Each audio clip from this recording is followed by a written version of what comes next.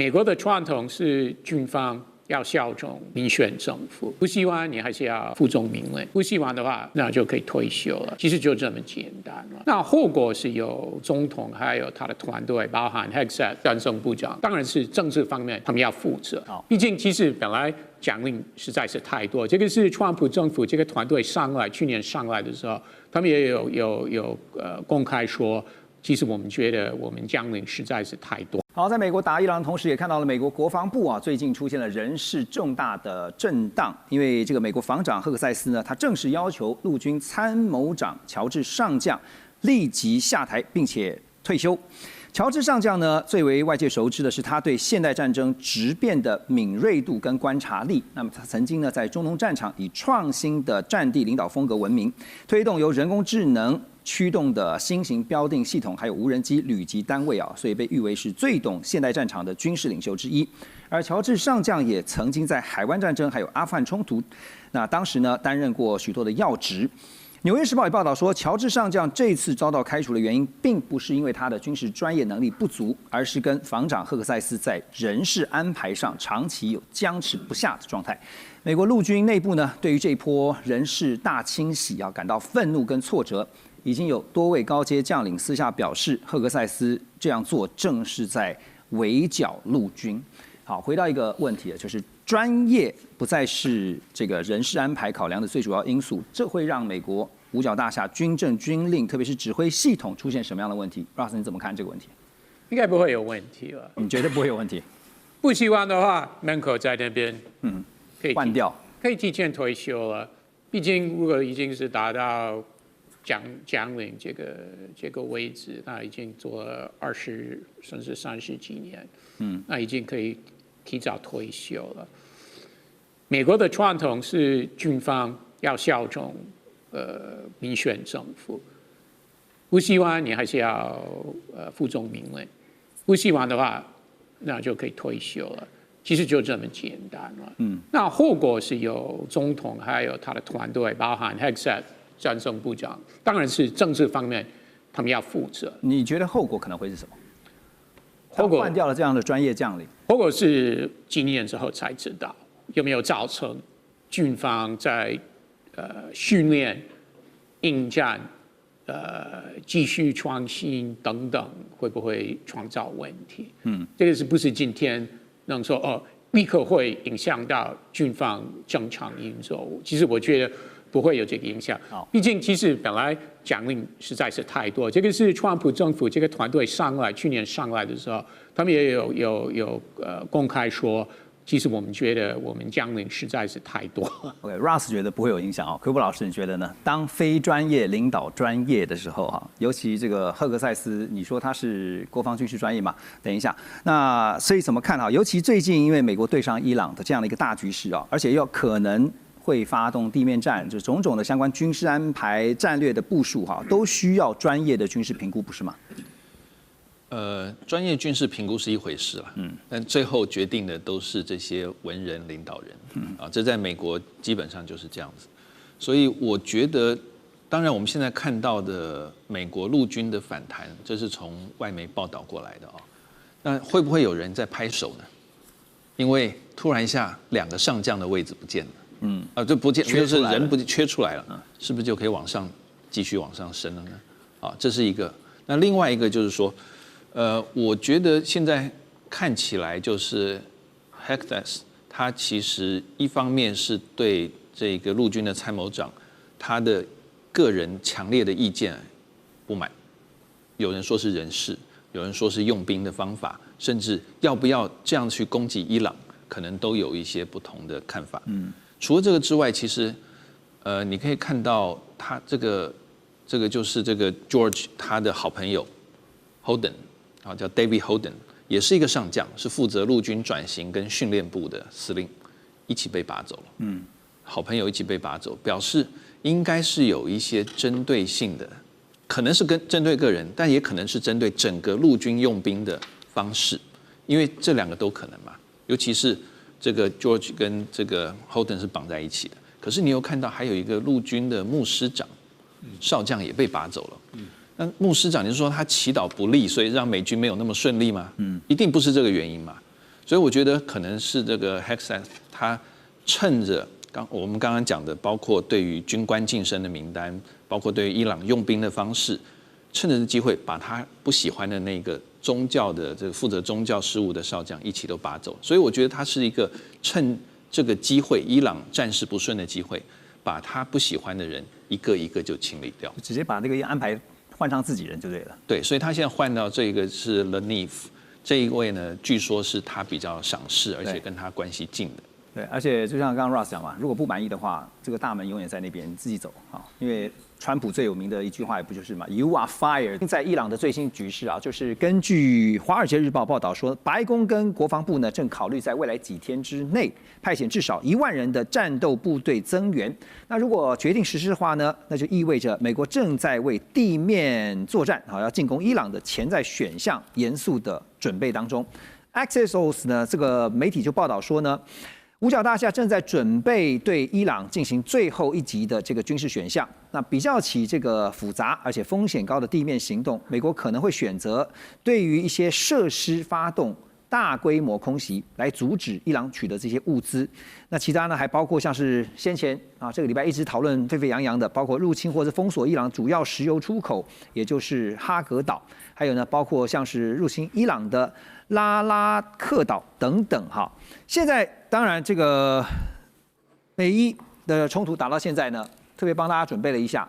几个要点哈，包括美国说要停战，那你有15点方案啊，它要点如下。伊朗也反制呢，提出了5大条件。停火目标，美方是希望能够建立谈判的缓冲，所以短期停火1个月。伊朗则是说，要么就永久停战，要么就不用谈了哈。制裁处理方面呢，当然现在呢有谈到能不能暂缓部分的制裁，可是伊朗有提出条件说，除非全面而且永久解除所有对伊朗的经济制裁。好，另外军事行动特别提到说，美方是要求伊朗要停止袭击美军跟以色列。然后另外呢，伊朗方面则是要求美军呢必须要撤离波斯湾，还有中东地区哦。你光这样看双方一来一往的条件，根本就谈不拢哈。经济跟赔偿这个很重要，现在就是要确保美方要确保荷姆斯海峡的自由通行要重新开放。但是呢，伊朗方面呢强调说，国际必须先承认伊朗对于荷姆斯海峡的主权权利。好，另外呢，像是刚刚提到限制核能发展。那伊朗就强调说，停止干预我们的主权。最后关键立场，这个是重点。美方是希望要谈判，可是伊朗觉得美方现在提出的谈判根本是在欺骗谈不拢。如果现在真的像刚刚上一节我们提到，我请问 Russ 的，考虑到地面行动，可是地面行动一定会免不了人员的伤亡或是一些相关的战损不过你还是认为很有可能是会发动小规模的地面行动。小规模一些联友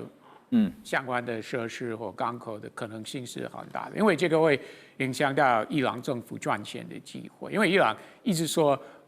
部分的我们的石油我们还是会输出去了，所以他们还是希望可以继续赚进一点钱，尤其是在战争的时候。所以如果美国真的要影响到伊朗政府的运作，那就要切断他们赚钱的机会，也就是刚刚我们提到，包括哈格岛在内，这个最重要的石油枢纽，所以有可能，对啊。但是像很多人质疑，川普会不会像美国20多年前占领喀布尔或巴格达之类的地面行动，可能性真的不大了。可是占领就代表说，他必须要有一段时间有驻军都在那边啊。部队都得在那边啊。这个也不一定啊。如果是几个礼拜或几个月，那个还是算很短啊。这个不等同川普想永远继续占领那些地方。对川普来说，最重要的还是伊朗政府投降接受美国的条件。所以这个不等同美国一定要继续占领这些小岛。好，军事行动难免这是你的观点。那另一方面看到，因为现在还有另外一个关键角色就是以色列。那以色列的防长叫做卡兹，他最新宣布，以色列在最近的军事空袭行动当中呢，歼灭了伊朗情报及安全部长叫哈蒂博但是对照伊朗这边官方的通讯社，就是塔斯尼姆通讯社报道说，伊朗提出的5项停火方案，其中有一项啊，各位看到了吗？在第一点就是必须立即终止敌方所有侵略性的暗杀行为。另外呢，像是什么呢？确保战争不再重演，然后呢，明确要承诺赔偿损失，战争必须在所有战线同步结束，以及刚才我们提到的，要承认伊朗对于荷姆兹海峡行使主权的合法权利。可是，在第一点呢，你就一边谈，怎么一边就把人家的刚刚讲说情报暨安全部长哈蒂博给暗杀掉了呢？以色列就把他暗杀掉了。好，所以美方说要谈判，可是却又让以色列去狙杀、暗杀了伊朗军方的高层，那这个停火方案还有意义吗？对，这5点停火方案，照我们来看应该算是一个国际广告或政治宣传啦。就故意伊朗故意，就像台湾的候选的选举民调一样，故意把它讲得很高哈。伊朗故意抬高 chip， 把它筹码提高，然后再 bargain 整个妥协过程，才有办法这个好的谈判，拉高筹码。对，好，那我们来看这5点哈。第一点，必须停止侵略性暗杀行为，不可能的，因为以色列从来没有承认有暗杀。如果他同意停止暗杀，不是打脸自己承认有暗杀吗？真的。第二点呢，确保战争不再重演。问题是他要签订合约啊，或者联合国派出维和部队，目前完全看不到踪影。第三点呢，必须承诺赔偿战争损失。目前这只有胜的一方才可以要求输的一方来赔偿。目前双方相持不下，而且双方都觉得自己会胜。对，那不可能。第4点也很荒谬，必须要求所有战线同步结束，涵盖所有抵抗组织。问题是像刚刚讲的那个黎巴嫩真主党，对那个巴勒斯坦的哈马斯，还有胡塞青年组织，那个不是完全可以控制。他们所谓的伊朗的代理人呢？对，未必伊朗都完全有办法收容他们了。那第5点更不可能，必须承认伊朗对荷姆斯海峡有主权。这个是全球原有的运输命脉啊！如果让伊朗承认主权，那以后其他国家就不用混了。这5点总结来讲，就是让美国认输，所以是一个国际广告而已哈。那坦白讲了哈，这个是至于谁来提出这个停战停火呢？当然比较可能的就是说由纳坦雅胡把这声音传到川普，不可能习近平嘛，因为论关系还有这个战争发动的原因，都是以色列来提出传达比较可能嘛。你叫那个习近平的传达，不是说不可能，而是排序啊，这 priority 是比较后面。当然，国际媒体有指出一个方向啦，由谁来提出这个停火协议？是阿拉伯国家组织，因为这个是阿拉伯世界最大的组织，22个国家，7个观察员，合计41亿的人口，可能他比较有这个能力。当然，最后一点我们做个结论啦，这场战争如果美国没有赢，就算输了，那伊朗没有输，就算赢了，所以值得我们再看下去。对，大家记得吗？在这个荷姆兹海峡被伊朗宣布封锁之后，其实美方一直在大声疾呼说：“中国大陆呢？你在哪里呢？你是不是也应该参与啊？要重新这个来恢复这个荷姆兹海峡的开放啊？因为呢，就一直强调说，其实中方有很多的石油，就刚刚像吴越老师讲说，最大的石油出口国就是你中国大陆，那你这个时候不做点事情吗？可是你看到中国大陆一直保持着一个稳定跟冷静的一个做法，那但是大家也在问的是，是不是在等待一个最佳的时机啊，来进入这个调停的队伍里面？那因为呢，最近看到中共中央政治局的委员，就是中国大陆的外长王毅，他26号跟加拿大外长阿南德通话。王毅说，美国跟伊朗都有重启谈判的意愿，国际社会应该鼓励双方重回谈判桌，寻求政治解决的有效途径。那也阐述了中方的立场，表示伊朗的核问题啊，应该透过对话解决，而不应该成为动武的理由。因为他说，滥用武力只会带来严重后遗症，战事外溢到威胁整个地区的安全跟稳定。然后我们看到中方在维持他的战略定力哈，可是会不会选择一个接下来要看的是不是一个适当的时机，有可能会出手调停啊？因为刚刚也特别提到，北京不轻易入局的。应该这样来看，北京的立场当然对中东这些阿拉伯国家是一个比较复杂的，因为伊朗跟这些阿拉伯国家手心手背都是肉，对，这第一个。第二个，那这些阿拉伯国家其实跟美国的关系也错综复杂的，你看到来讲话，美国在这阿拉伯国家来当中，中东地区有12个国家都有驻军跟有军事基地。那美军，我们先不讲航母上的美军啦，在这12个国家里面，大概驻军大概有将近4万多个美军嘛。这第一个，它遍及12个国家，这是个很错综复杂的。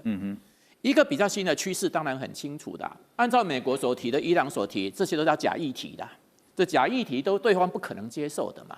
那双方要不要谈？双方在谈嘛。最新的说法是，应该这个国家应该已经确定的。你去看巴基斯坦的副总理兼外长，好，就已经在昨天3月28号来讲话，公开3月27号公开的对外宣称，就是在伊斯兰马巴德，对，这是巴基斯坦首都，对，那其实美国跟什么？美国跟伊朗已经在正式在会谈，所以这个不是假设的议题，这是现在在进行式，能不能谈出议题不得而知。第二个，你再看看同一天3月27号，对，王毅也直接打电话跟巴基斯坦的副总理兼外长来谈，就说有关于中巴，本来他们就铁哥们嘛，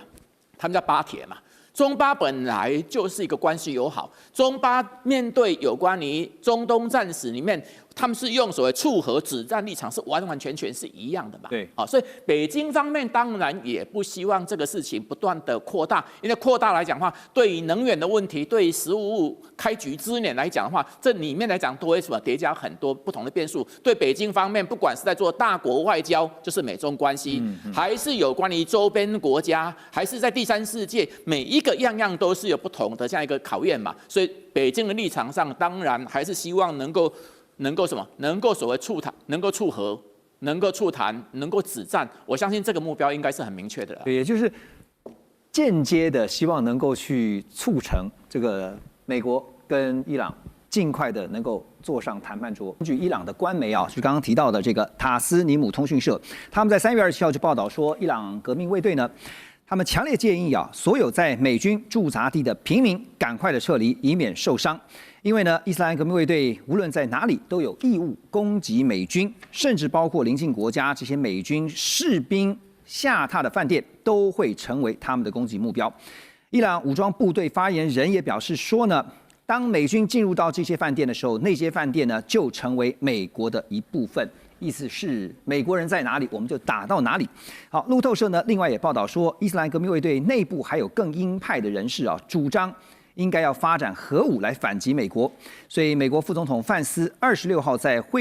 这个内阁会议上面也暗示，他说伊朗有可能在背心里面要装置核子武器来进行自杀式的攻击。但是这个相关是不是真的是如此啊？可能是有些资料在手上吗？啊，不得而知。但是以目前实际的问题，就是目前伊朗所累积的浓缩铀，真的有办法在短时间内，说像那个范斯讲的，说在背心里面做成像核子武器来进行自杀式的攻击，甚至做核弹、做脏弹来反击美国吗？肖伟兄。好，你要说做脏弹啊，这个可能性真的有，但是这些核子物质的移动啊，难度是非常高的。首先先来讲啊，伊朗现有的浓缩铀有没有办法快速的把它做成核弹？大家不要以为做核弹是一件很简单的事啊，做核弹的浓缩铀，它的铀浓度要高达97%以上，也就这样精度的浓缩铀，这个地球上能够提炼出来的国家没有几个。好，所以就是说，今天当时那个美国他们在过去这个反正看到伊朗有点浓缩铀的时候这个大家长期我相信你有记得一些英文那个新闻，就是伊朗境内的核设施发生不明原因爆炸，为什么？其实就是那个以色列摩萨德一直在监看伊朗，他如果就发现伊朗要开始准备好能够开始提炼浓缩铀，他就要设法把它炸掉，然后另外也管制这些所有可以提炼浓缩铀的这些设备进口到伊朗去。另外一个就是我刚刚讲浓缩铀的浓度要达到那个浓缩的那个纯度比例要非常高，像比如说以美国来说，美国这个福特级航空母舰，它的核燃料浓度高达95%，但是美国人可以敢把它拿来装到航空母舰上当核燃料用，为什么？因为他们知道97以下的核燃料不会产生连锁反应，也就是你要拿来当核武器产生这种所谓的热核反应，就是能够这个引爆的，你一定要浓度达到97%以上，或甚至更高，才有办法作为这种所谓叫武器级的这种浓缩铀来做这个核武之用。你说今天那个伊朗在这么多年来饱受制裁，而且或者说好不容易弄那么一点点就被这个那个以色列人被美国人这样炸，那你说他能够有足够的那个核弹那个核燃料来做核武器的话，我个人觉得没那么容易。而且今天你要做这个核武器，你也要经过一系列这个测试，比如说包含临界测试，或者是真正要试爆。像比如说金正恩，大家都知道他现在手边有核武器，为什么？因为他爸爸还在世的时候，这个金正日就在这个地球上搞了一个小型的这个那个地震他那个地震一震，大家都知道，哎呦，原来北韩真的有。好，那这个时候你说伊朗你连门槛都还没有，他如果说你把它当初跟我们民国70年代张献义那个时期搞这个核武器类比的话，他基本上那个时候张献义把这个资料拿出去的时候，是让美方知道我们能够在6个月之后能够弄出来。但是如果说现在假设，即便伊朗在被美国跟那个以色列攻击的时候，达到当初那个张献义丢文件的这个水准的时候，这时候你其实你真的东西做出来，你要拿什么东西丢出去？当然你说他有很多这个地对地弹道飞弹可以飞个这个2000公里、4000公里等等，这些我都同意。但问题是说，你今天你这个东西两个要结合，能够射出去成功才能够算数。也就是说，有这个能力不见得有这样的一个程度哈。对，而且范斯的说法，我们这样来看的话，其实不也正在合理化，就是这次美国出兵伊朗的一个理由吗？好，那现在就讲说，伊朗呢现在威胁说要对于邻近的国家的饭店，还有包括了美军基地攻击啊，而且说反正呢你这个军事官下榻的饭店都成为我伊朗攻击的目标，这背后的战略目的要怎么看呢？大使？其实我觉得就是说，伊朗做这件事情，其实因为他已经把很多美军基地给摧毁了，是他认为现在美军没有基地了，所以就躲到其他地方了。所以他就说你要躲在饭店啊或者这些的地方他要去追杀，而且还要俘虏美军。那其实他这个意思呢，饭店为什么会指饭店？我觉得他就是跟海湾国家讲，我如果打你饭店的话，我不是对你。我是对你藏在饭店的美军，对，所以叫你的美军你的饭店不要住美军，你住美军，对不起，我打的话，我不是打你饭店，可是是打美军，那我是不愿意打的，因为我把你这个国家的这个饭店攻了，你国家还有观光客嘛，所以这个其实现在出来在调停的，比如土耳其啊，比如说这个埃及啊，比如说巴基斯坦啊。那几个国家都是在跟伊朗在谈的时候，就希望说，你不要乱打这些民用目标啊。那真正的，冤有头债有主啊。这个应该是美国跟以色列，你不要乱打。所以呢，我觉得他这个意思其实是多重意义。一方面也警告美军，你们最好撤离。那么一方面也跟这些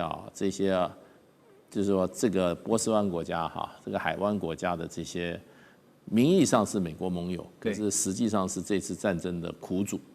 没错，跟他们讲说，你不要用饭店，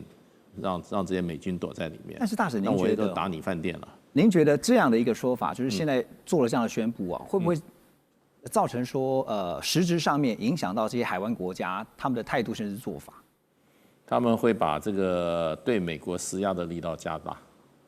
那个很多西方媒体包括什么 New York Times 说，他们现在对伊朗这个什么要准备叫美国人继续打伊朗，然后他们自己可能出兵，我认为那是胡扯八道。这些国家他不会攻亲变世主的，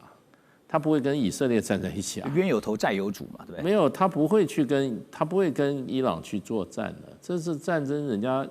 他们这个中间事实上都有很多联系的对，就是说。伊朗打的时候也讲得很清楚，我是打你的美国的设施你这个美军基地被打得很惨，那他没有针对你这些国家的民用设施，他打到民用设施，唯一是什么？唯一是伊朗自己的民用设施被打的时候，他这边没有美国的民用设施他只好跟打这些跟美国关系比较重的国家，尤其阿联酋，所以他打了，那所以就变成就是说，因为他没有美国目标可以打，所以就是说，你今天美国要打伊朗的民用设施，尤其能源有关的这件设施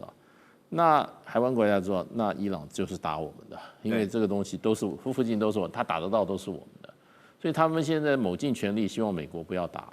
不要扩大战争所以川普现在的压力，除了他自己美国的压力之外，海湾国家还有再加上土耳其，再加上巴基斯坦，再加上埃及。都是出来要美国不要去把这个战争往上提升的，没错。所以我认为基本上现在最希望这个战争停止的是海湾国家。海湾国家现在的想法也是，这个战争是你美国发动的，可是呢，现在受害的，像您刚刚讲说，最大的苦主是我们，因为被打的、被这个毁损的，虽然是有美国的军事基地，但是也有一些部分的民用设施，就是在我们这些国家的境内那但是问题是。根本对你美国没有什么样的一些影响。好，那当然现在重中之重，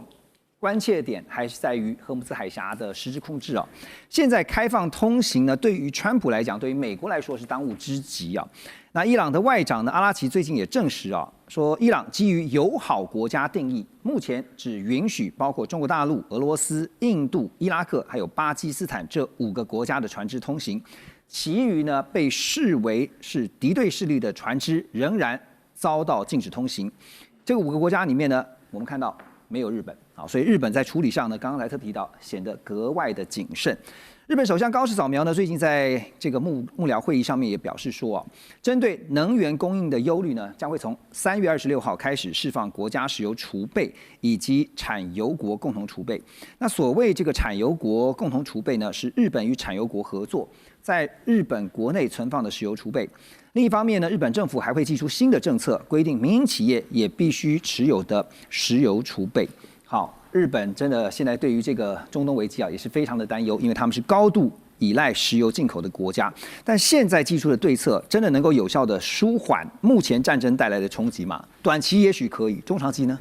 中长期的话，事实上日本他有去做一个分析啊。美国打这场战争是打了兵器战，但是伊朗打的是一个价格战。所以川普看起来会显得有点焦虑。为什么？因为价格往上升。川普讲的说，我们的石油只有1%从那个海峡过来，其他的国家只有90%多。不过我们要看一下，其他国家如果价格往上涨的话，自动会带动美国的一种价格上涨。那日本的话，他们就会感受到它的压力。虽然说他会去释放我们讲的储备石油，应该是3月16跟3月26日的话会持续的一个释放，他希望把市场的价格会往下来。那往下来的话，你也看到川普为什么会讲什么24-48小时改6天啊？改6天的原因就是这样，希望让价格一起往下降。看着油价在说话的，这是看着油价上，所以他们发现川普就是你会跟市场去对。那伊朗有抓到这个点。那他们去担心到说，因为70年代有2次的石油危机啊，会造成物价一种通膨，所以现在日方它就是跟 IEA 32个同盟国，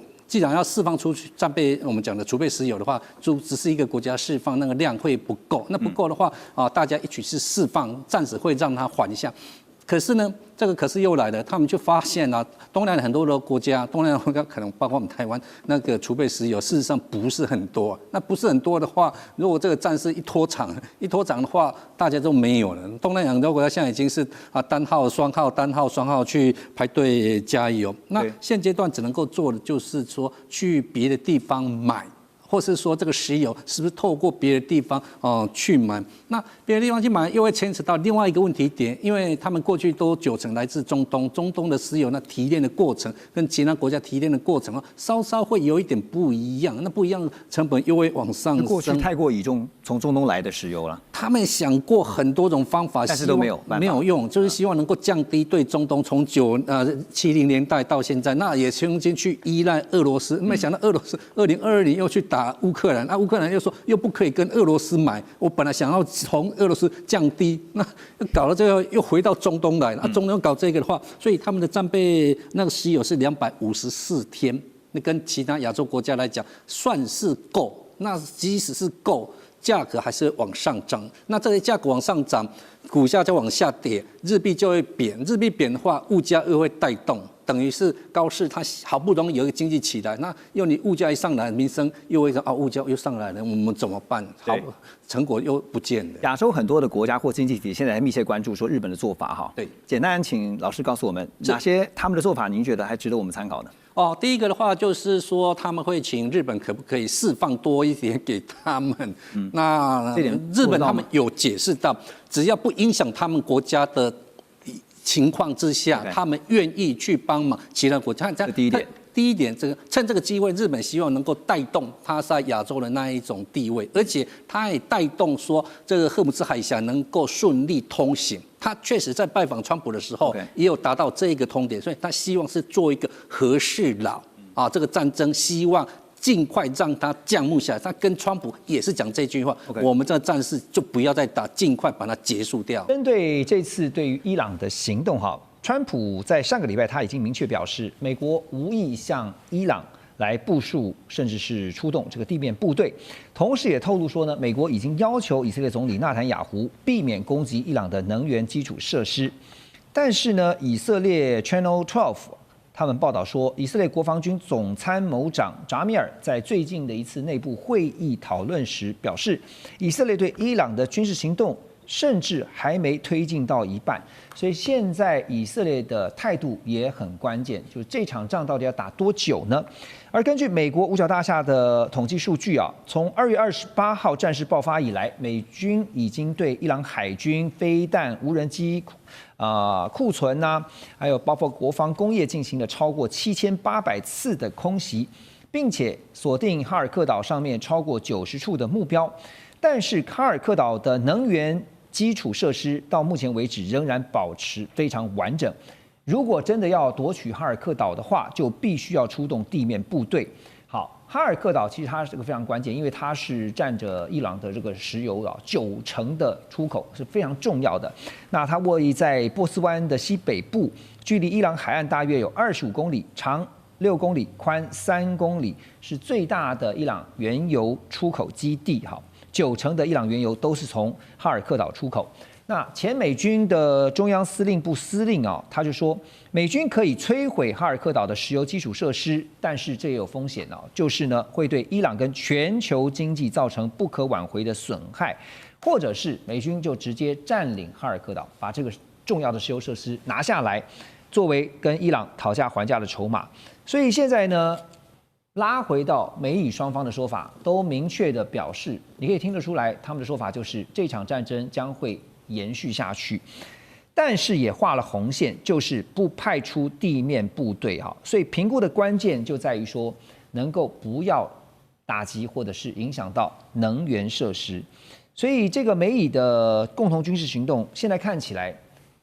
对美以双方来说，聂老师觉得他们是觉得老神在胜券在握，还是说其实他们的计谋早就被伊朗看穿？我觉得这次都打乱了。一开始和平谈判的时候，美国要求的是4大目标，前2个目标是它最重要的。第一个就是浓缩铀停止，要你的核计划、核设施不要再发展。第二个，你的导弹不要再做得这么厉害，要不然又出现第2个北韩，我美国还受得了吗？那以色列一直诱引我，就是说，他这个原因你一定要打，所以美国就说，有道理。我不要让它成功有一个长程甚至洲际导弹，甚至夹带的核，因此这是我的目标。现在根本没有完成这2个目标。川普不但说我赢了，什么叫胜利在握？他讲了多少次我赢了？我打了他好多地方，从2000多个地方到7000多个地方，这样打烂了人家的家园，甚至打死了那么多小孩，叫做赢了吗？我觉得现在有很多的疑问，这是逻辑思考。第一个，美国是一个聪明，这个川普主任要占哈尔克岛，哈尔克岛在西北边。赫姆塞海在南边，好，赫姆塞海被伊朗控制了，你就要去弄哈尔克岛来封锁伊朗的90%石油，这不是以牙还牙？血债就是冤冤相报嘛。美军这么厉害，这么大，军事实力这么大，你需要这样子来作为什么讨价还价的筹码吗？美国你越来越被我们觉得就看弱了。但是当他有他的智慧思考，但是你有没有想到？当你这样冤冤相报的时候，你会更惨。全球经济就像刚才讲的，所有人在分析这样全球经济，当然伊朗经济一定大受伤，全球经济更惨。那伊朗经济受伤之后，它再来又产生了，这次非常清楚，伊朗即便我实力不够你，我打导弹打不到你美国，可是你打我军事基地，我反击，我反击你军事基地，你打我能源石油，我反击你能源，还有天然气。卡达我丢5颗，你防了4颗，最后1颗还是打得到。你现在防空，你这么糟糕的代价，2个代价，你的所有的东西防空系统都昂价非常昂贵，你根本是不对称、不平等、不对等的这个战争。对伊朗来讲，第一个军武的不对等，第2个代价的不对等。现在美国在此就会在信誉不断的扫地，你会发现这次伊朗。虽然伤得很重，其实他的国际名反而更高，就是说他最后反而他会想要他要求的东西。我现在讲说，你说胜券是不是在握？我绝对看不懂，这怎么叫胜券在？还有一个，什么叫地面战争？请问一下，1955年、1975年发生什么事？越战，《阿甘正传》里面非常清楚，年轻人打到最后疯狂扫射，看到草丛一动，那个鸡也杀，老弱妇孺都杀。已经情绪崩溃了，就像福特号现在的士兵，你加半年又7个月，还要加2个月在海上，他受不了，连马桶都会塞东西去，情绪会受不了的。船烧了睡在甲板上，美国的问题真的要去了解，这已经有点外强中干了。所以第2个呢，大家也记得吧，在2003年啊，这个我讲2月5号 ，Powell 拿了一个毁灭性的这个武器，抓到了这个玻璃瓶里面的东西，这个白粉呢。普丁说是一个洗衣粉，就打了伊拉克，从什么时候？2003年打到了2011年，8年9个月。请问地面战有什么样的收获？到现在他在伊拉克又产生了什么样的不好之名声？我觉得打地面战，就算这个岛你封锁下来，我觉得你也没有胜。而现在这个 idea 好像不错，但是您问我是不是胜券在握？我觉得这绝对不是。所以我觉得这次战争是一个我觉得很有趣的战争。第一个，川普情势错判，所以这个形势就有点转型了。所以我刚刚一直在讲这个战争，我认为啊，如果国际在美国霸权还没有办法能够完全要求，或者说我们不要讲要求，就是用不管示好的方式或怎么样的这个诱因的方式，让这些国家跟他刚刚讲自由行动也好，或者跟美国一起来抵制现代战争。美国这个我刚刚讲霸权的上中，这次真的会被敲响。所以这次其实我们可以看到说，美国现在避免的就是重蹈覆辙啊，就是之前不管是阿富汗也好，伊拉克也好，包括再早一点的越战、韩战这样的一个泥淖之中。好，那最新的战损报告也显示啊，从2月28号这个开战以来呢，美军已经损失至少16架军机啊，其中包括了10架死神无人机被击落。那这2天呢，甚至也传出了美军最先进啊、引以为傲的这个 F-35逆踪战机呢，也疑似被伊朗的火网给击中，被迫紧急降落。相关的讯息当然必须要等待进一步的证实。而美国参谋长联席会议主席就是凯恩呢，他也坦言说，美军目前只拥有局部制空权，也就是只能够控制特定的伊朗领空。那因为伊朗真的是幅员广大，你没有办法完全把它的领空给这个掌控下来。好，那开战不久呢，其实呢，我们知道美国就掌握了相关的情资，然后锁定伊朗的最高领袖哈米尼呢来斩首成功。那凸显出的是情报的优势，还有反情报失守对于现代战争的决定性影响。但现在看起来，以色列这边的动作，尤其是这边就是说，目前似乎还是想要用斩首当做一个重心，那要把所有的伊朗领导阶层一一的赶尽杀绝但是有了先前教训的伊朗，他们目前的情报跟反情报的工作又怎么看呢？文佳老师。这个讲到情报反情报此时此刻是非常之重要就像委内瑞拉的总统其实被火抓那莫托罗其实是靠美国的一个精确的情报，然后呢，他疏忽了反情，就是没有去做好反情报，所以基本上就被抓了嘛。那这次的斩首行动哈马内伊呢，他其实他被抓到也因为怎么样？因为美国有精确的情报，然后呢，加上他疏忽了这个情报，所以呢。美国的情报优势导致于能够斩首成功，然后呢，这个伊朗因为反情报的失误，导致呢他被斩首。那我想这样子看起来呢，这个情报反情报此时此刻是在战场是非常之重要那我想这个美伊呢，它的情报能力虽然这个是非常强，但是呢，其实它会递减的。为什么递减呢？因为战事一拉长。有时候情报是怎么样？需要靠内线，因为你越长，他们越会保密，你越难去掌握情报，然后他反情报做得很好，这是一个部分。第二个，伊朗呢，他会靠什么力量呢？他会去中心化的一个指挥部，他们以前可集中嘛，可能要集中开会或是拿手机，他现在可能不会这样做了，他会分散，所以你很难去执行这个斩首，他会做好反斩首任务那第三个，他也用无人机跟这个飞弹来打消耗战，他企图他去瓦解你的这个斩首，他用消耗战来让你的这个美国，虽然你的战术是获胜了，你的战术，但是你的战略呢，其实是会陷入一个消耗战，你未定。对，因为尤其呢，这个我们知道伊朗它是一个神权国家，它土地有165平方公里，人口有8000多万，而且它具有当国这个所谓的领导人的人比比皆是，因为他人太多了嘛。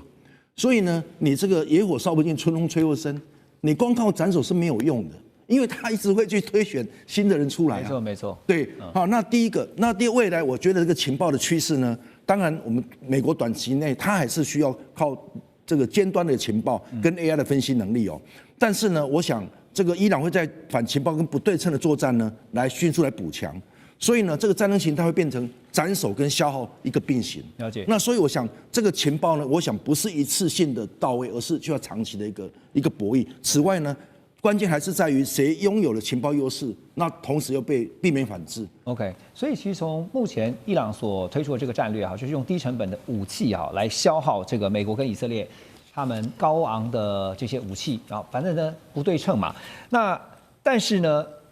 伊朗也料到这个以色列呢，或者是美国呢，他们不能够去攻击能源设施啊，因为这个对他们来讲是非常重要的关键。所以呢，川普特别告诫以色列说，不要再攻击伊朗的天然气基础设施啊，因为以色列先前就攻击了伊朗一个主要的天然油气田，在画面当中我们看到，伊朗就立刻也做报复，因为呢就攻击了这个卡达的拉斯拉凡工业城。因为这个拉斯拉凡处理全球大约20%的液化天然气，而现在呢，不止卡达，沙特阿拉伯在红海的主要港口盐布港也传出遭到攻击啊，一度宣布暂停原油的装船作业。好，画面当中也看到美国财长贝森特呢，他有强调说，川普政府正在考虑采取新的措施，抑制不断上涨的石油跟其他的商品价格，而且可能对海上的伊朗石油解除制裁。这个石油总量呢，说如果是解除的话呢，估计可以啊，稍微来缓一下燃眉之急啊。就是石油总量，因为有大概1亿4000万桶的原油。那分析师也有不同的看法，就是这个 Again Capital 的石油专家啊，叫做约翰基尔杜夫，他说近年来呢，其实中国大陆呢是无视于美国的制裁，光是购买伊朗原油出口啊就占了非常大的部分。现在呢，如果华盛顿批准的话呢，中方呢就可以自由出售数百桶的原油哈。所以确实能源对全球来讲都非常的重要，尤其这一次呢，荷姆斯海峡受到控制之后，其实在亚洲这些国家，包括了日本、中国大陆，当然也是 OK 这些东亚的国家都受到影响。那现在以色列打伊朗呢，被美国提醒说不能够打油田；美国打伊朗呢，但是解禁制裁伊朗的海上石油哈。所以这场因为地缘冲突引发的石油赛局，江老师你怎么看？现在谁站在最有利的位置上？我觉得大家现在只看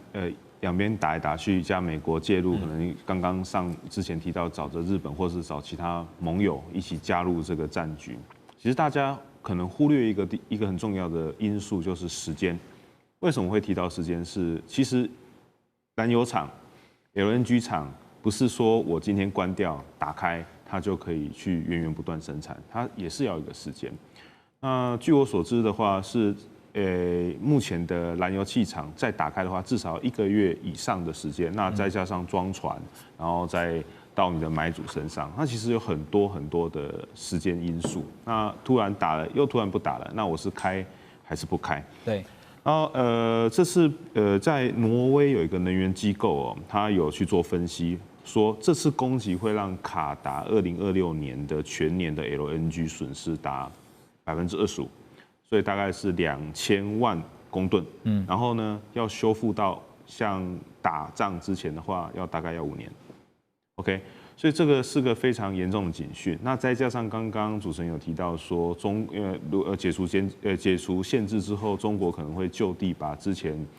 跟卡达在新加坡外海交易的这些黑石油变成就地合法化。那其实这也会一方面，我觉得。目前来说，对美国来说算是一个很矛盾的状况。那为什么这样说的话？之前在俄国跟乌克兰在俄乌战争的时候，美国去抵制欧洲买俄国的天然气。OK， 那现在他们好不容易找到一个替代品，从卡达去买这些东西。那现在，卡达又不能生产天然气了。对，那就导致说，那我欧洲的这些国家该怎么办？那远一点，亚洲的这些国家该怎么办？我觉得这个是目前对川普来说算是一个很头痛的。像刚刚主持人有提到说，美国说我又不用这边的天然气，又不是用这边的油，那你们这些人，我不管你，那你们要自己派船。它造成了这个现在全球能源的供应出现了一团乱，但是现在。美国一句话说：“这关我什么事情？”你觉得这听起来不会觉得很可笑吗？好，另外还有就是有一个简单的问题啊，因为我看到了一篇分析啊，是说现在还有一个隐忧，就是有关于氦气的供应断裂啊，因为氦气是液化天然气制成的一个副产品。然后呢，这个现在不只是因为石油受阻，然后造成这个包括石化产业非常的慌乱以外。氦气的供应中断对于半导体制造，因为您是这个半导体科技相关的研究学者哈，对于半导体制造的影响评估怎么看？其实基本上石油啦，半导体常用的就是氢气，就越干净的东西，其实在半导体制成用的越多。那包含我的蚀刻，那其实大家一直在讲半导体，可是很多东西是忽略，是我们的民生化工都要用这些东西。那到时候可能我们第一个，因为半导体说实在的，顶多我们最常用的就是这些手机、电视。那其实不用手机、不用电视、不换芯不会怎么样，可是你不可能不开车、不点灯、不穿衣服。所以我觉得后续很大一部分是要去看后面民生化工品的状况。现在全球都在看一件事情，就是美国如何从伊朗的战事完全的抽身啊。那到底什么时候会结束这场战争？什么时候，又会用什么样的方式来结束？好，那么美国总统川普呢，这个礼拜在 Truth Social 他发文表示说，根据伊朗政府的要求，特此声明，我正暂停对伊朗能源厂的毁灭计划。往后10天啊，延到什么时候呢？延到美东时间2026年4月6号星期一晚上8点。而且他强调说，谈判还在进行中，尽管假新闻媒体跟其他一些人发表了相反的错误声明，但谈判进展非常良好。我看到这个发文一出了以后呢，在27号这一天啊，国际原油的价格呢开盘就下跌了超过1%，那也逆转了前一天大涨大概5%的这个走势啊。如果我们观察其中哪些地方比较特别？特别之处在于呢，德黑兰当局已经向联合国海事机构表示了，就是大家所关注的这个荷姆兹海峡是否要开放的这个问题。他们说呢，伊朗说呢，将会允许非敌对船只通过海峡，包括没有参与或者是没有支持对伊朗的这个侵略行为啊，就是不属于美国或以色列的船只都在这个可以安全通过的范围之列。那另外呢，航运资讯公司劳氏情报这家公司的分析说，伊朗革命卫队呢已经在荷姆兹海峡建立了事实上的一种收费站体系。他们并且分析说，并不是所有船只都需要直接付费，但已经知道有2艘船付费，而且还是以人民币结算哈。所以也就是说，油价现在是不是真的是左右了川普的政策啊？它变成一个重要的关键。确实啊，你可以看到，不管在周末前最新的油价走势图，我们提供给大家，不管是布兰特原油、纽约原油期货，还是杜拜原油的价格哈，大概都在川普发言的前后哈，就是维持在$100左右。当然，现在大家会担心的是，万一这个伊朗的局势不断的扩大，原油价格会不会飙涨超过200？所以 Russ 觉得呢，这个油价现在感觉上，川普每次在发言之前，他会很 care 的就是油价的波动。当然，他是非常 care 这个议题。每次接受联访，记者都会问，对不对？然后有媒体政论节目都在讨论，都在批评他。另外，过几个月就进入美国夏天啊，很多人会国内旅游，还有选举是7月初，一直攸关未来的通膨走势，所以他是非常非常关心，也是很担心油价的问题。所以我还是认为他希望这个战争很快就会结束，在几个礼拜间，甚至几个月，不要超过5月底了就对了，因为他真的是很关心油价。那当然他也是考虑为什么打仗，就是战争这个目标啊。那目标是伊朗要放弃核武，要放弃远程导弹。那川普也是很关心这2个议题。你觉得这战略目标？他目前最担心的就是油价了。对啊，就是本来对外宣称说战略目的其实是要伊朗放弃核武嘛。但是现在转而是最近的关键的焦点都锁在说要重新开放荷姆兹海峡。但是只要战争结束，海峡就会开放了，要不然就战争不会结束了。我意思是说，不管是什么样的安排，比如说伊朗愿意谈条件，或是因为美国用他的军事实力，早晚海峡还是会开放了。你觉得？那开放之后，油价就希望会下降。我认为这是川普的想法，所以对他来说。当然是他在担心油价，但是为了油价的问题，那战争要很快就结束了。最近大家有在分析一件事情啊，就是精神胜利法。就对川普来讲，只要他觉得胜利就胜利了。你觉得他会找哪一个理由或者是台阶，就是达到了战略目的，然后美国就赢了？本来有这个可能，但是不得不说，伊朗还是要给他一些让步，不是因为面子的问题，是一个实质的问题。我的意思是说，如果伊朗没有真正的放弃核武或远程导弹，那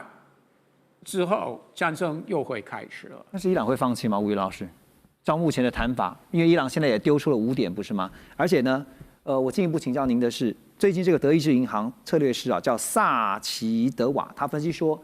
这场冲突大家小心啊，有可能会成为侵蚀石油美元主导地位的催化剂，而且催生石油人民币。主要是因为呢，中国大陆是伊朗的长期伙伴，同时也是伊朗石油的最大买家。那刚刚我们提到了吗？不是现在建立起一个实质的收费机制，而且是用人民币收费的体系哈。当然，这背后的考量有没有可能是说想让中方入局？可是另外一个角度来看，北京真的有可能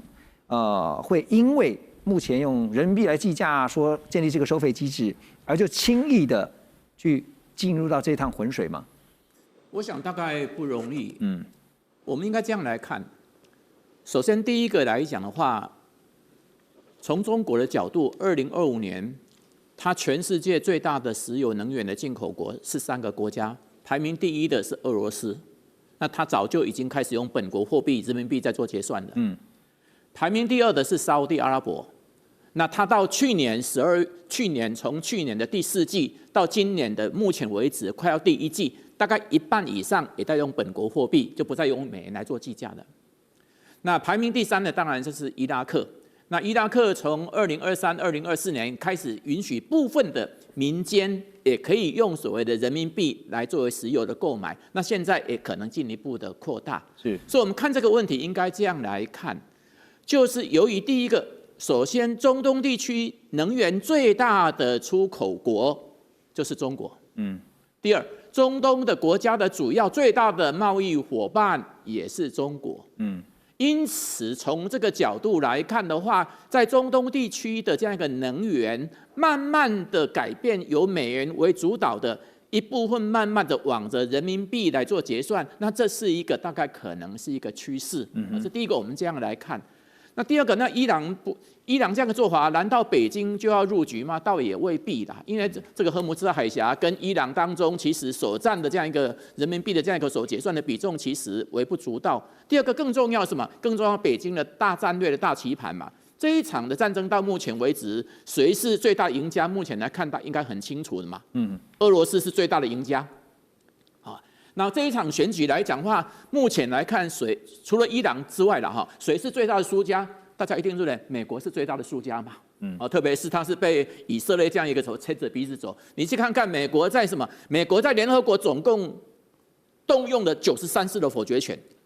其中53次都是为以色列一个国家在投的。对，几乎是被以色列牵着走。就从这个角度来看的话，因此今年又是属于中阿峰会。中国跟阿拉伯国家峰会在年中，今年中国2个重要的一个所谓国际性的主办赛事嘛，一个活动嘛，一个就是年中的中阿峰会，一个是年底的 APEC 会议嘛。是从这个角度来看呢，伊朗当然中国不需要为了什么，不需要为了这样一个伊朗这个问题高度的介入支持伊朗而得罪了阿拉伯国家，更何况从他目前的角度来看的话，他也在从这一场战争当中看到美国刚好把他最先进的武器跟设备在不断在伊朗当中来实践，也让中国在战争上学习到教训，也收集到相关的参数。就从这个角度来看的话，他也不需要介入太深嘛。是，吴宇老师讲到这边我就是看到最近有一张图表，我觉得他整理的蛮好。他是怎么说呢？中俄对于伊朗为什么现在采取比较是闭上关哈，就是说保持冷静。那特别是在中国这个地方啊，因为海湾贸易远超乎整个海湾的贸易利益远超乎对伊朗的利益哈。那另外呢，就是说中国与沙烏地阿拉伯、阿联的贸易规模远大于伊朗，军事介入的话呢，将会损害能源投资的版图。所以不管怎么样想呢，其实现在保持你说等距也好，或者是说有个距离是好事。可是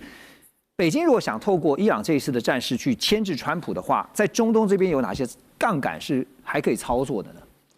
这个阿基米德讲过一句话，给我一个支点就可以举起整个地球，就代表杠杆的重要嘛。那有些中小型国家因为具有战略位置，比如说扼守海峡，还是这个特殊的技术，像晶圆制造，还是因为稀有资源，像稀土，甚至加入什么国际组织联盟，像 NATO 北大西洋公约组织等等，而具有杠杆的地位。好比台湾多年来一直是美国操作中国一点的杠杆。那我们来盘点一下中国在这次的战争到底有哪些杠杆？第一个当然是军事啦，就伊朗。那伊朗跟中国有所谓军事合作，甚至还有科技能源合作。不过呢，伊朗终究是一个主权国家，是一个地方之霸，它不是一个小弟啊，不太可能当代理人，所以这个杠杆很有限。第二个就是刚刚我们伍约老师讲过的沙特阿拉伯，它跟中国商业经济合作非常繁盛啊，互动非常频繁，那是一带一路的重要节点，而且刚讲的人民币结算。但问题是沙特阿拉伯很亲美啊，它跟美国有军事合作，还有美军基地啊，所以也是很有限。第三个有人讲说啊，是不是那些侧翼组织像黎巴嫩的真主党，巴勒斯坦的哈马斯，甚至胡塞青年组织，这个顶多当成侧翼的侧翼啦，就是杠杆的杠杆，由伊朗来协助发动。而且没有全盘掌控能力，也是很薄弱。如果归根究底，反而有杠杆啊，就中国自己的国家形象。第一个，因为它国力提升，那跟这个中东诸国的往来很频繁，那不像美国一样做生意还要传教，传什么教？传民主的教啊。那只乖乖做生意。第二个呢，它也不干涉人家内政。第三个，卖给你的军事武器也不会限制你的使用。所以相形之下呢，反而这个自己的国家形象反而是比较有意义的杠杆。那最后一点来讲我们做个结论啦，中国在中东地区是有杠杆，但是杠杆是只有局部的影响力，并没有全面的控制力。特别是中国也不希望全面失控，那么只能说结果是让美国很烦很忙，然后花费更多的时间、人力资源在这上面而已。是美国现在陷入了一个焦灼状态。好，来快问快答 ，Ross， 你觉得美国接下来大家关心的是会发动地面战吗？你觉得会还是不会？小规模的可能性是很大的。